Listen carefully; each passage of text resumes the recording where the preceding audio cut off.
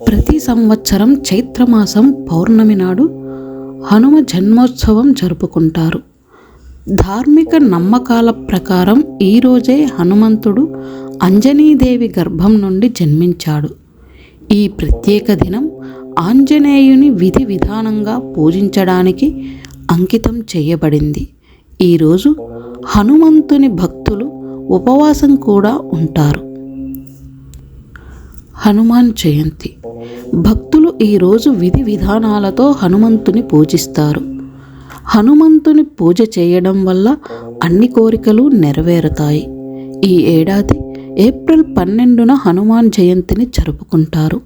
మీ రాశి ప్రకారం ఏ హనుమంతుని మంత్రాలను జపించాలి అనేది తెలుసుకోండి. హిందూ ధర్మంలో మంత్ర జపానికి ప్రత్యేక ప్రాముఖ్యత ఉంది. ఇలా మంత్ర జపం చేయడం వల్ల హనుమాన్ ఆశీర్వాదం లభిస్తుంది. అన్ని రకాల కష్టాల నుండి విముక్తి లభిస్తుంది. జ్యోతిష్యంలో 12 రాసులు ఉంటాయి. ప్రతి రాశికి వేరువేరు అధిపతులు ఉంటారు.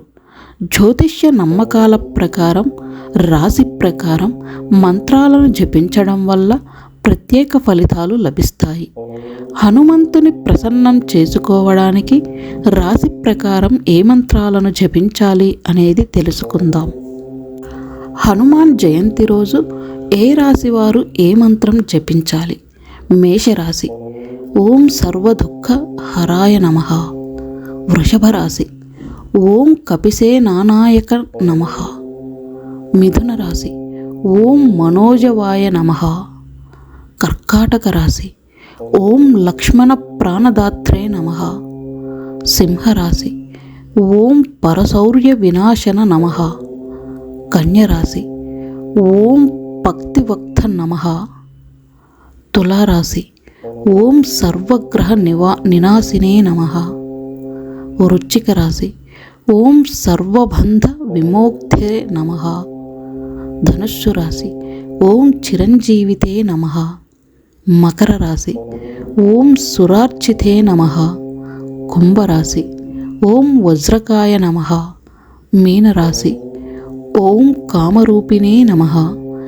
ఇలా ఇక్కడ చెప్పినట్లు మీ రాసుల ఆధారంగా ఈ శ్లోకాన్ని జపిస్తే ప్రత్యేక ఫలితాన్ని పొందవచ్చు. హనుమంతుని అనుగ్రహం కలిగి సంతోషంగా ఉండవచ్చు. పంచాంగం, జ్యోతిష్య శాస్త్రం, వాస్తుశాస్త్రంలో మీకు ఏదైనా వివరణ కావాలంటే కమెంట్ చేయండి. ఈ సమాచారం నచ్చినట్లయితే లైక్ చేసి ఈ ఛానల్ని సబ్స్క్రైబ్ చేయండి.